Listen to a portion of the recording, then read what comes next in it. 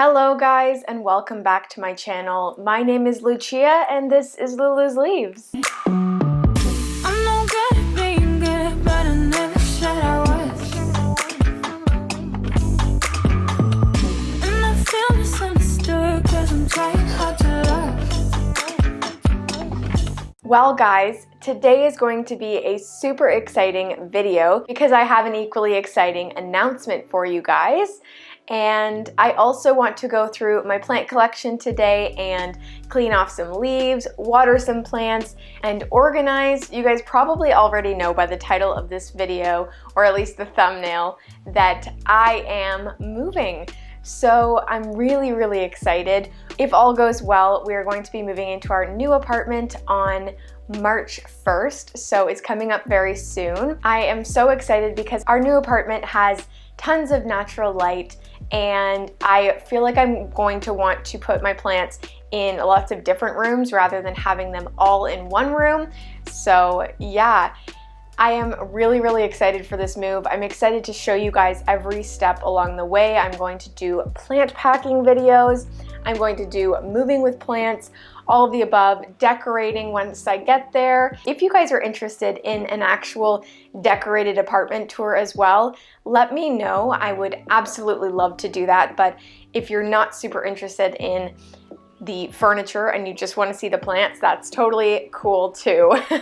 That will happen no matter what. So it's going to be a great new chapter for my channel, for life. So yeah, today's video is going to be a little bit of a start getting ready to move with me video because it's going to take a lot of work to get these plants prepared to get out of here, and I've been so caught up trying to get everything organized, so it has been a little bit of time since I've taken a really good look at my plants and seen if there's anything that needs to be addressed. So yeah guys, I hope that you are just as excited as I am for those upcoming videos. If you feel like you want to see some behind the scenes coming soon, feel free to click the join button down below, as it gives you access to lots of extra content. And through this transition, there will definitely be a lot of behind the scenes content available in terms of the move. So with that being said, let's just get straight on into all of my chores and let's start watering these plants. So most of these plants on here need some water, so I'm gonna go fill up my watering can. Look at this beautiful new leaf. It's so floppy, but so pretty. Anyways, this humidifier also needs to be filled up. Honestly, all of my humidifiers do, so that's going to be an annoying task for the day. And then we're also gonna go into my IKEA greenhouse cabinet in a bit and water those plants as well. So let me go get my watering can. So I actually have a little bit of water in here, so I'm going to use that before I go fill it up. I'm just going to water my Anthurium Magnificum here. It is in moss, so I have to water it and then kind of squeeze it out a little bit. So I do like to water it thoroughly no matter what, but then I'm going to squeeze the pot a little bit just to get any excess water out. Oops. I want to make sure that before I move, I get all of these plants watered, just so they are a little bit heavier, because I find that if plants are underwatered, they're much easier to knock down, and I definitely don't want anything tipping over. Okay, there's a spill, so I'm going to go get paper towel. All right, crisis averted. While I have this here, I'm just going to kind of wipe down the entire surface of this cabinet. This gets so messy so quickly. I'm not exactly sure how, because I don't water these plants that often, but it sure does get messy. All right. Well, that's a little bit better. Now I'm gonna go fill up the watering can in my kitchen and I'll be right back. I just took that light down for you guys because it's really in the way of your eyesight, basically. So I'm just gonna squeeze this out a little bit. It doesn't seem to be sopping wet, so that's good. But I need to steal this tray actually, because I stole a bunch of these trays for plants in my greenhouse, because I don't want any extra water getting on the glass in the greenhouse because it is really difficult to clean that. Especially I do have harder water. So this guy's getting a good water. Oh, I'll show you the new leaf on this one too. It did finally come out. So the new leaf is a little bit smaller, but it is still really beautiful. It's kind of got this weird, shiny, extra, I don't even know what that is, like a buildup on the leaf, which is unfortunate, but let me see if I can show you close up.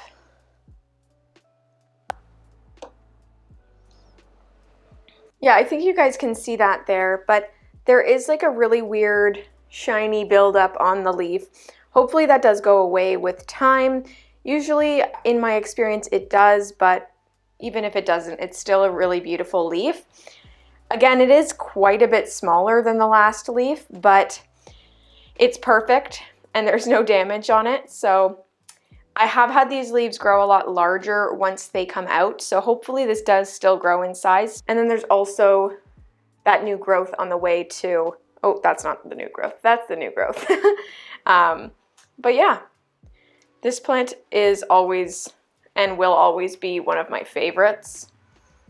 All right, and then the big Magnificum here in the back, the Verde, is watered. I did water that one recently, so it doesn't need to be watered again. It does look like my Gloriosum needs some water, but that's going to take some time. Usually that takes at least 1 watering can. So I'm gonna go ahead and fill up the humidifier here for you guys. So this is a top fill, which is really nice. This is the Toppin Humidifier.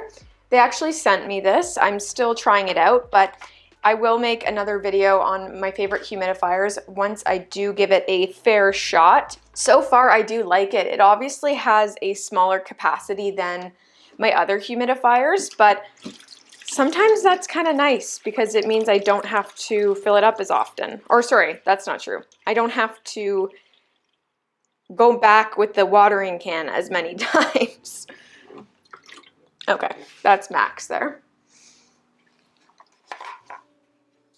Yeah, sometimes I do like humidifiers with smaller capacities because I get so lazy going back and forth between the sink, and this one only takes a single watering can of mine to fill it up. And it does have this nozzle, so you can kind of move it to where you want the mist to go. And then I'll zoom you in on the buttons. So on the bottom here, it has a timer function, and it also has low, medium, and high for the amount of humidity you want coming out of here or the amount of mist. So I just like to put it on, that's on, and then it's on the highest setting, which I like because this obviously isn't quite as powerful as the Levoit or the Elec Homes humidifiers. So high for this one works really, really well. And then I also go ahead and put the timer to 8 hours, and then that will stop. And I actually don't know if it's reoccurring, so if it will do a cycle of 8 hours on and off, but this does seem to last at least 8 hours, which is really impressive for this size. And it allows me to put more plants on this shelf at that size also, which I really like. So I'll keep you guys updated on the Toppin Humidifier, but so far so good. Ooh, I'll show you guys my variegated alocasia. Look at this. So this is its newest leaf here, but it's got a beautiful new leaf on the way that's showing a lot of promise to have some really nice variegation. If you can see in here, there's a lot of white there, so I'm hoping that that's not just one speck and that it is pretty white all over. But there's still a good amount of green that it's not going to not be able to sustain itself. Let's move on to my cabinet. So just as a quick update, these plants are all doing so well in this cabinet. The humidity has been staying around 60%. Only because in this room it's been about 20%, so it's really hard to keep that above 40% above the room, if you know what I mean. So I'm still really impressed with the amount of humidity that I'm able to get in here. And yeah, let me just go on and show you kind of some progress, and let's water some plants as well. So I'm gonna have to go back for some more water, but that guy's still heavy. El Chaco's still okay. My Varicosum here, I actually just recently moved this guy into an adult pot, as I would like to call it, with drainage. I think it's looking really cute. So I thought it was time to give this guy a real home. But yeah, it's doing well. It's still in moss. I want to keep it in moss until I can see those roots. But Varicosums don't have like the most substantial root systems, so it might be difficult for me to see those roots unless I like rip the moss apart. But again, I'm still going to keep it in here for a little bit longer because it does seem to be happy in moss, so there's really no reason to take it out quite yet. So that is nice and watered. All right. Oh, my Pasta Xanum, I'm pretty sure that guy needs some water. Or did I water it? No, I watered it. And this guy, also in moss, needs some water. My Radicans Dressleri cross. But I'm going to go fill up the can first here. Okay, I'm back. Anyways, let's water the Radicans here. I really want to stay on top of watering this plant because I've been finding that when I don't water it, its new growth points just dry up, and it does seem to have some new growth points. So if I can keep those alive and happy, I will be happy. So I'm going to give it a little bit of, or a good watering, but it does seem like this plant likes to stay moist. All right. Okay, so there's a lot of sitting water in here, so I'm actually just going to use this and refill the reservoir for my Anthurium Doriaki here.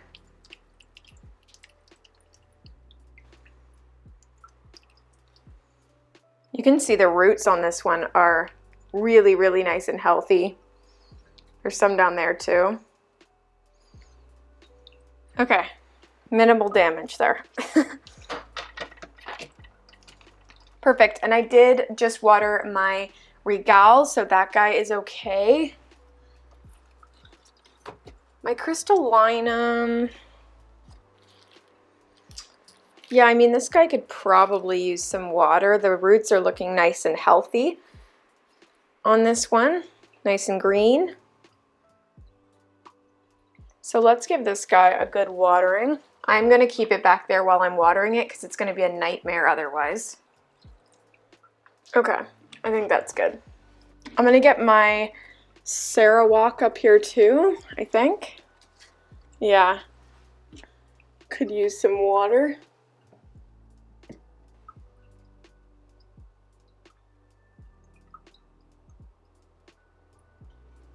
I'm also going to water my propagation things here. I think this is dead, but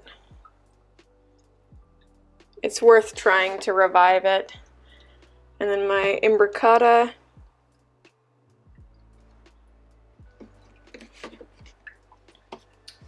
And my other jewel orchid here.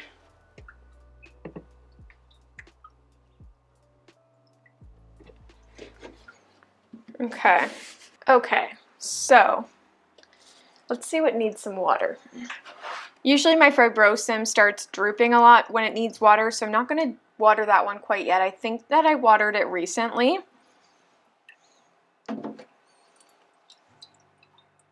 And then I have my Billy Tie here. This guy could actually use some water now. I've been holding off for a little bit, but it's time.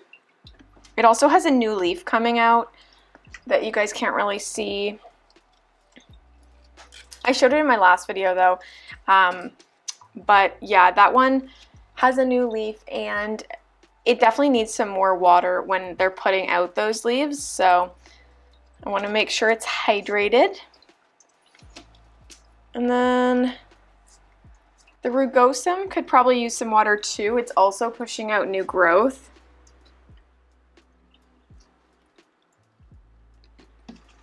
So that's that. And then my ring of fire is actually recently watered as well. Oh my gosh, look at this variegation, guys. It's just coming in better and better. I don't know if you can see it because of the glare, but holy moly, that's really beautiful. There's a lot of that lime green color that I love. And then down here, there's a nice darker patch. And then a lot of mottling at the top. So really beautiful. And this guy could use some water too.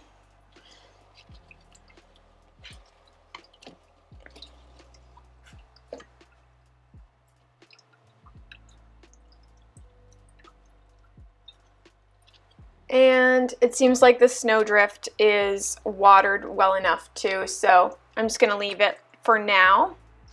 I really hope these new leaves come out soon. Feels like it's been forever, but that's okay. I can keep waiting. But yeah, you can see just with keeping the door open, it's only at 37% and the room is probably closer to 20%. All right, and then my Florida Ghost is also putting out new growth, so I'll give it a little bit of water in its reservoir. It is in Lechuza Pond. Just a little bit of water there for it. I think I watered this one recently, but it also looks like it needs to be watered again. Does it?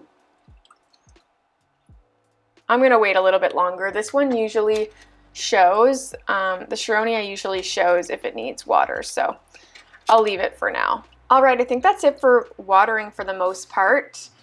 And now I think I'm gonna deal with a little problem that I found. So I did unfortunately find some spider mites on my Melanochrysum here. I know that a lot of people really hate spider mites, but they aren't really a pest that bother me too much. I find that they come off really easily and they're not as vigorous as things like thrips and thrips.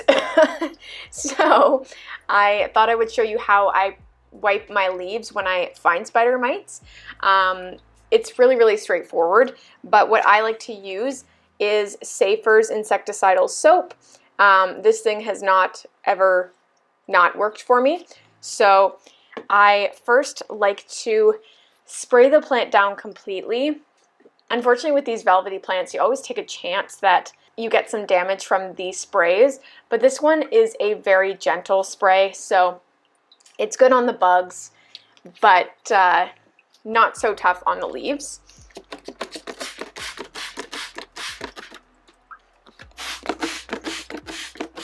And then what I'll do is I will let this sit. Oh my God, it's dripping all over me, so that's fun. I like to leave it on for a while before I wipe down the leaves because I find that this suffocates them a little bit better if they're drenched in it rather than it's just being wiped across them. You're more likely to kill more of the population than if you just sprayed some of the insecticidal soap onto a piece of paper towel. So yeah, I will be back in 10 minutes to wipe this guy down. All right, guys, it has been 10 minutes, so I thought I would go ahead and wipe it down finally. I'm just using regular paper towel. I do have a softer paper towel if that makes any difference to you guys. Maybe if you don't have super soft paper towel, get some for this purpose so you don't scratch your leaves or anything like that. So I'll just wipe it down. And I like to follow the grooves of the plants when I do it. So kind of follow the veins. I'm actually going to move so this is easier. We'll just move to this little station here.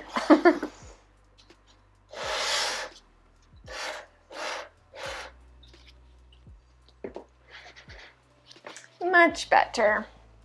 So yeah, I'm just going to wipe down the backs of the leaves really thoroughly, pushing against the back of the leaf, but still being gentle.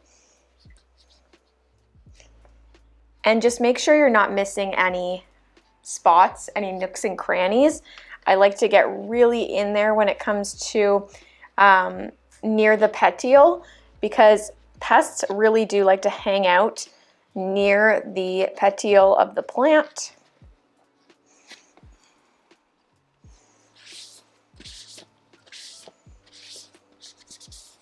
And usually if your infestation is not too bad, the pests tend to stay to the back of the leaves, but if you see them on the front, it doesn't mean you're doomed. But that's where I like to focus most of my energy, is on the back. And you want to make sure that you get absolutely every bit of that kind of rubbed away, because if you leave any wet patches on the leaf, especially these velvety leaves, you're likely going to get that damage that I was talking about. So yeah, just make sure you're really getting every single part of that leaf. If not for the leaf's sake, at least for the sake of getting rid of your mites.